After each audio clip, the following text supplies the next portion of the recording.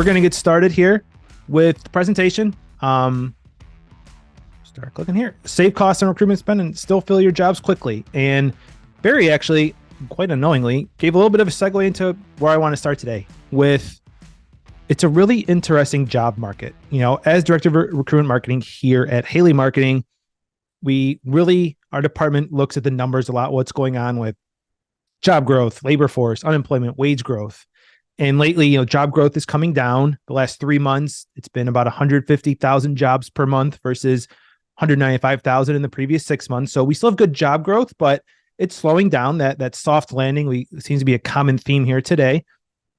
The labor force is growing. There are people looking for work, with 83.5% of people 25 to 54 looking for work. It's actually higher than the beginning of the pandemic. So there's a lot of people out there working. Unemployment's ticking up. It's still under 4%. It's at 3.8%, highest in the last year and a half, but still a healthy number for unemployment. And lastly, wage growth is slowing down. So there's a lot of different factors coming into play here, and it's a challenge. And as someone who helps clients manage their recruitment spend on job boards, you see all those numbers, people going back to work, job growth slowing down. Why do I need to still spend on job boards? Why do I still need a monthly budget on Indeed, ZipRecruiter, any other job board, social recruiting from a job board standpoint? Why do I need to spend on that? Well, as David's told me a lot with recruitment and, having Haley Marketing be there for 25 plus years, even when there's not a ton of job orders, it's still vital to fill any open order you have as soon as possible. Active job seekers are on job boards. Are job boards the only place we can get candidates? No, of course not. We can go to the database, and we're starting to hear more about people wanting to leverage their database, and automation is a great way to do that. But job boards is a great way to find candidates quickly and to help you fill them as soon as possible, to maximize any of that potential revenue your company has if job orders are down, and you can bring great candidates to your clients. Building off of that, though, with the top challenge we constantly hear from companies, literally had this conversation yesterday and earlier today with a company in hires in educational settings. There's not enough quality candidates. We hear it all the time. We hear it in whatever industry it is. Obviously, it's been in healthcare for a long time. Manufacturing, clerical, the education example I just talked about. There's so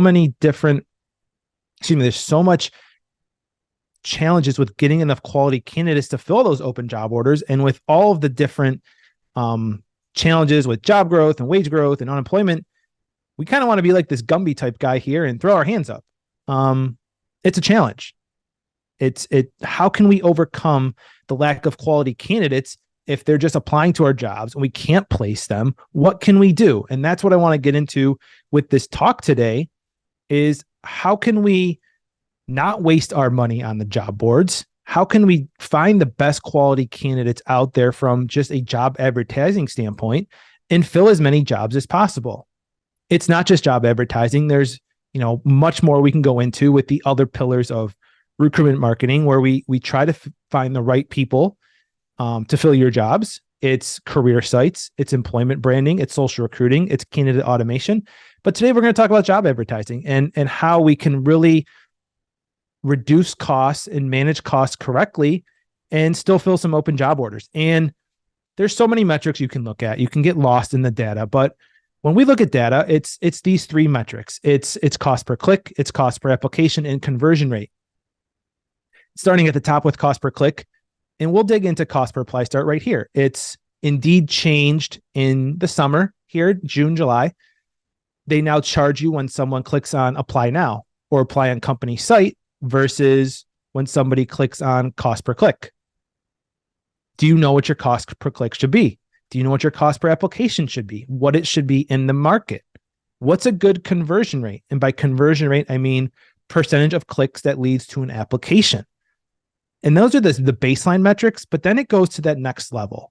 And when you're looking at all this data, or hopefully somebody in your team is, or your reps at the job boards are looking at it, when your cost per click goes up and your conversion rate goes up, right? You're paying more for a click, but a better percentage of clicks is leading to applications.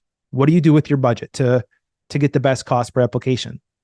If your cost per click stays constant and your conversion rate goes down, what do you do? If your cost per click goes down and your conversion rate stays constant, what do you do? It can make your head spin, and there's so many different combinations, but it's understanding what to do to get the best cost per application for your industry, for your geography. We have some great case studies on recruitmarketers.com that talk about that.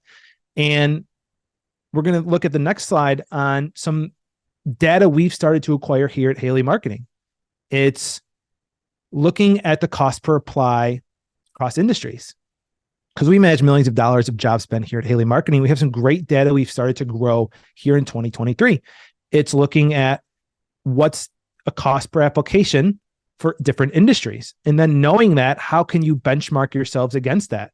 And even since we started to record this data, in quarter 3, it's changing. So you look at the quarter 1 data compared to quarter 2, went down about 9% in quarter 2. But in quarter 3, not on this chart here, we started to see 18% higher cost per application this past couple of months than it was in quarter 2. What's going on? Why is it costing more to get job applications? Why is it such a challenge, or why is it costing more to get those applications? And it's even more frustrating when we're paying more for applications and they're not good quality. Feels like we're wasting away. We're just wasting spend. We're throwing it away. It's going into the black hole. It's going into a trash can. And it seems like job boards aren't where we should be spending time to get great candidates. So one of the questions here coming through is, do we expect Indeed to allow cost per apply at some point like they started to do several months ago? I don't know. Anonymous attendee, thank you for the question. I don't know if Indeed will switch to charging from cost per click, now cost per apply, start to just cost per apply. It's a natural progression, but not sure if it's going to happen. They might start saying, okay, for every manufacturing application, it's going to be $5, or for every registered nurse, it's going to be $25, or whatever it is. It's impossible to predict what could happen, but it definitely could. So as we're looking at this wasted spend, what do? How do we eliminate this wasted spend? And I think this is a great place to really focus on here with the presentation is, do you have jobs getting too many applications? They're called runaway jobs. That's what we like to deem them here at Haley Marketing, is you have just a handful of jobs getting too many applications, 200, 300, 500. When we look at client data, you see it happening where they might be posting 20, 30, 40, 50, 100 jobs, and 3 of them are getting a disproportionate amount of the applications. What can you do? What's important to your company in terms of how many applications do you need on an open job? And there's no right or wrong answer for everybody. Excuse me, not the same answer for everybody. There's going to be one answer for your company, a different answer for my company, a different answer for somebody else's company. Do you need 50 applications? Do you need 100 applications? I've been having this conversation with a company in the Lehigh Valley when they have different industries where they recruit for. And we're bouncing it back and forth. Should it be 50? Should it be 100? Should it be monthly? Should it be lifetime? What works best for them? And really, it's important to know for you, as we're going to get to the end here, where I talk about the holy grail of job advertising spend, what makes sense for you to get to a placement? How many applications do you need to get to a placement? Next example, jobs eating too much spend. Similar to the application challenge, but maybe these jobs aren't getting applications. They're just getting clicks. They're just eating up your budget. They're just getting apply starts and people aren't filling it out. What can you do to limit that? How much can you afford to spend on a job? The example I have here is a company where prior to coming to Haley Marketing, their top 5 jobs were using 25% of their budget. But with those 5 jobs, that was only 3% of their sponsored positions. So let's think about that. They had over 100 positions they were sponsoring. 5 of them were using 25% of the budget. It was running away with the spend, with the applications. Unless you have 20, 30, 40 openings for that manufacturer worker or that CSR job or that clerical job, you're wasting spend. You can't place those candidates fast enough, you might not even have recruiters able to get through all of those applications fast enough. So it's really wasting and sitting in your inbox. When they switch to more of a programmatic approach, using software to manage that Indeed spend more effectively, those top 5 positions went from using 25% of the budget to using 10.3% of the budget.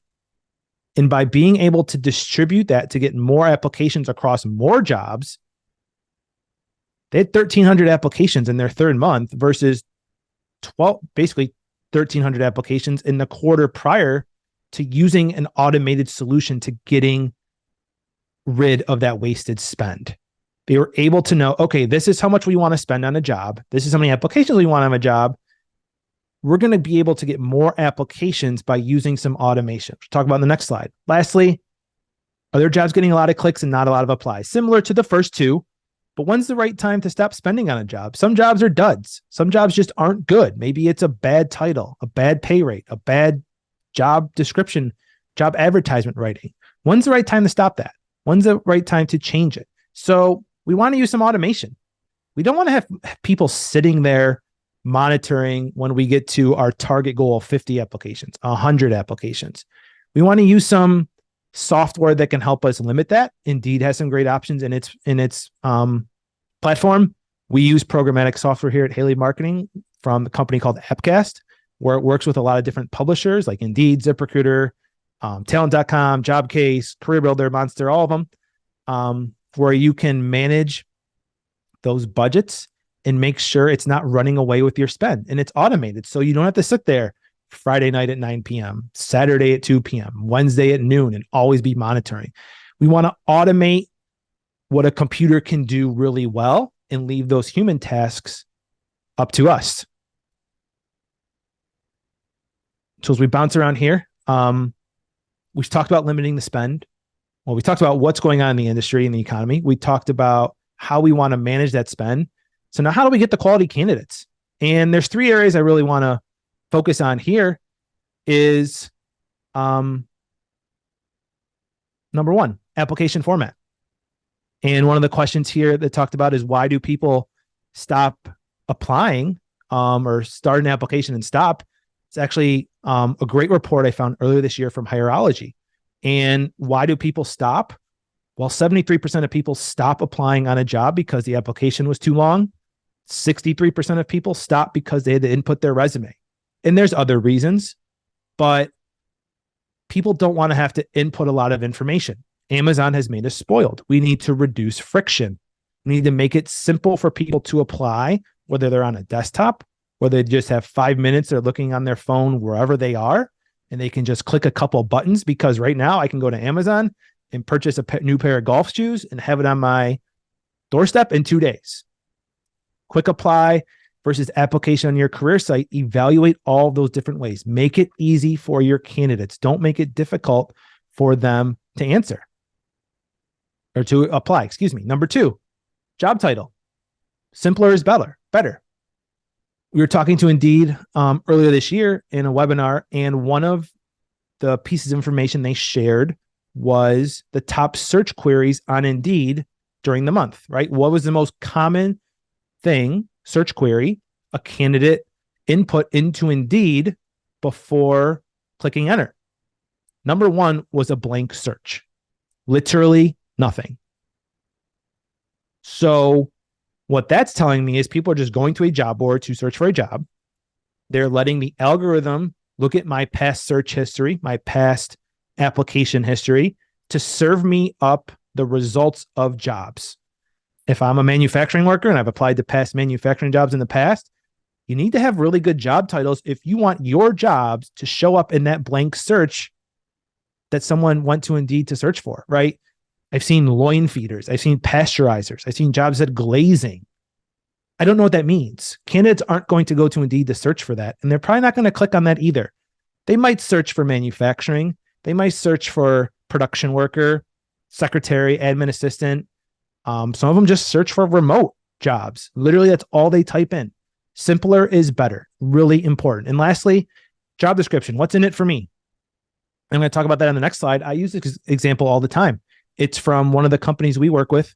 And I love it because it's literally the same job in the same area of Michigan, general labor, but the arrows showcase why it's different. The job on the left, work outdoors. Okay, great. Full-time hours. Awesome. 3-day weekends. This job only has you work Monday to Thursday. Maybe someone has a different job on the weekends. Maybe someone just doesn't want to work weekends. Maybe it's a family thing. They have to take care of someone on weekends. On the flip side, the job on the right, schedule's much different. Going to have to work on a Sunday or a Saturday. Totally different from someone on the left who isn't going to work on Friday or Saturday. Maybe they're not able to Friday, Saturday, Sunday. Ties in the theme from when I talked in the beginning, getting the right people to apply to your jobs. If you don't have that schedule in here, there's going to be frustration at some point. Maybe it's during the interview process. Maybe it's during when they actually start the job. It's going to frustrate your recruiters, your clients.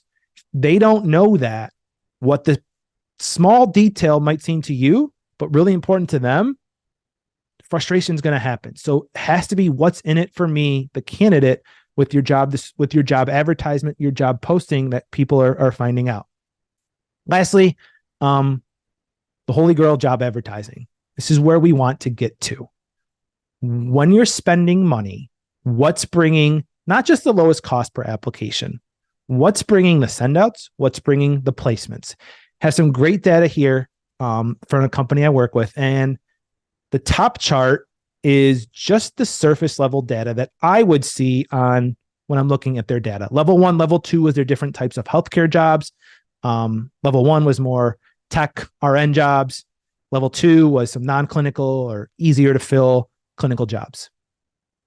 I'd always look at the cost per application column, right? $5.60 for level 1, $1.65 for level 2. Great. When you talk to CEOs, when you talk to CFOs, we had a great in-person event here at Haley Marketing a couple of weeks ago. We had a panel of local staffing companies, recruiters come in to talk to the team. They don't care what the cost per application is. What's the revenue? What's the profit? What's down the line? When we looked at this data for this client, the bottom chart shows us that. Cost per offer, cost per start, cost per placement. What did it cost me in job advertising costs to get a placement? I don't know if these are good or bad for them. We can help them optimize to that.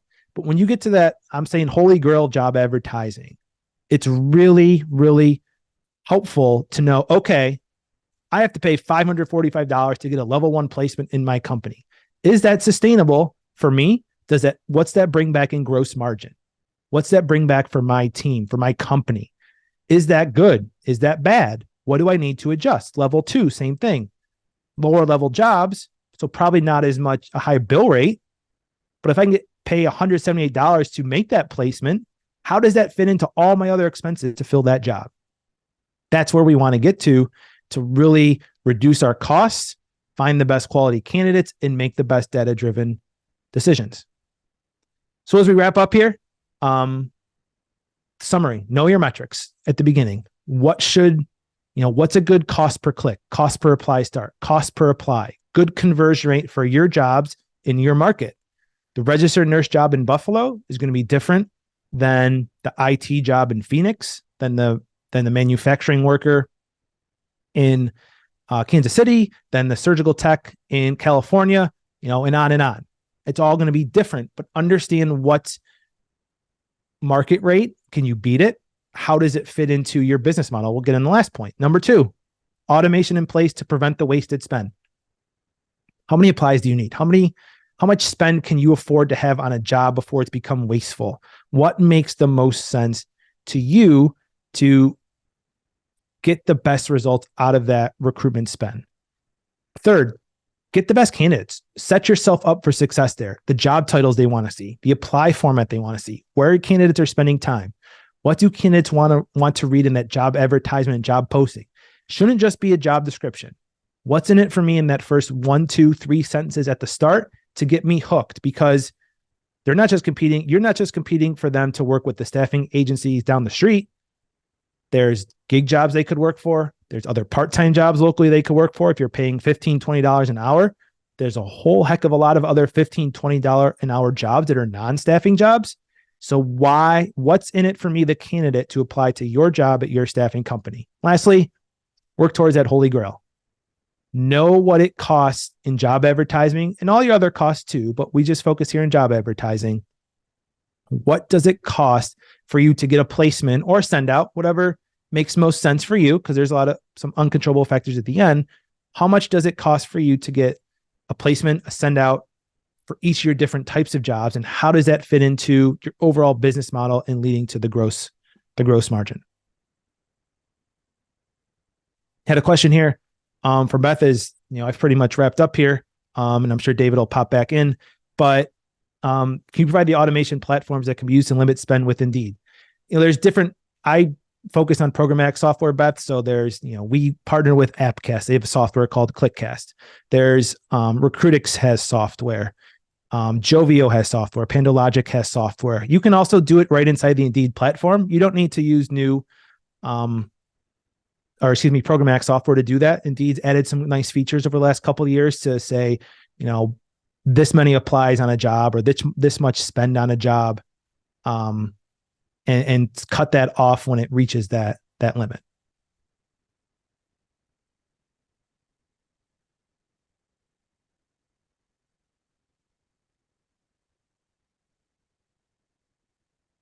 Now look, we had one more question just come in there. Let's see. I think I know Josie was making some comments earlier too, that a lot of the best offers aren't just about pay; they're about more of the overall quality of life efforts. And candidates sometimes will walk away from offers that are not competitive in the job advertising, or in working with, when recruiters are working with their clients.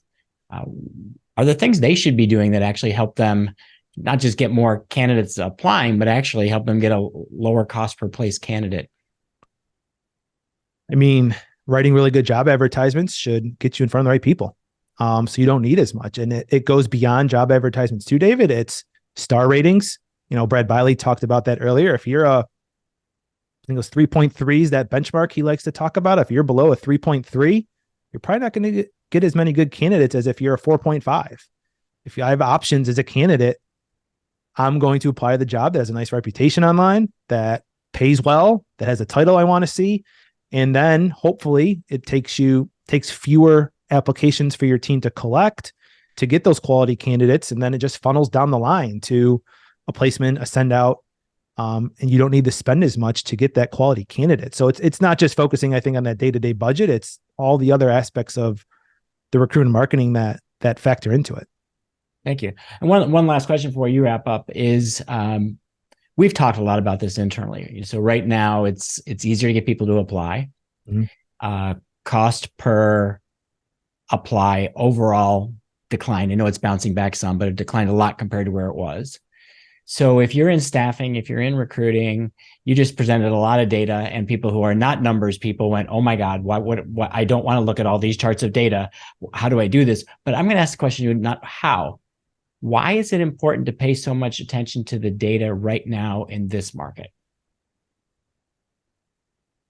It seems like every company's evaluating expenses right now. So I think it's important to do that.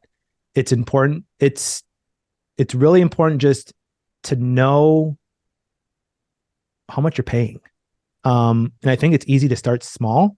Just look at the cost per application and see, okay, this is what we're paying. This is what's going into it. And it's important to look at that data so you're not wasting it. Like, I've literally seen reports that we've received from clients or sales prospects that'll have a job that has 872 applications. I mean, I made that up, but it's in the 5, 6, 700s, and you're just wasting your spend, and you're not getting more applications across more jobs. I think it's really important to evaluate that spend and make sure you're spending it wisely and you're not wasting it, and it's not causing frustration across the whole company. Because if the recruiters don't see good applications coming in, or they see too many applications on some jobs coming in, it's a red alarm fire, because the speed to fill is so high in staffing that it's important to have that spend be efficient. Yeah, thanks, Matt. And I was thinking as you were talking that if you're an owner looking at your P&L statement and you're looking at your spend with Indeed or ZipRecruiter, your P&L lies, because your P&L could show that your spending has gone down. So you're thinking, oh, that's great that we're getting more efficient. But the total volume of spend going down doesn't mean that you're spending well. And you just gave the example. If I had a highly desirable job that got me 500 applications, my recruiters aren't going to get through that in time to fill the order. And I've just wasted however many thousands or hundreds, the minimum, but most likely thousands of dollars to get applications, most of whom I'm never going to use. And now I ate up my budget. And so I got all these other jobs that needed help and they're not getting any help. And so I think you mentioned it right at the beginning. People are looking at their budgets more closely. So now more than ever, you need the data to figure out, is that budget being used in the best way possible? Because it might be possible you could actually decrease the budget even more by spending what you're doing better. All right, Matt, I know we got to transition over. We could talk all day about numbers and what's going on in the world of recruitment marketing. Thank you very much.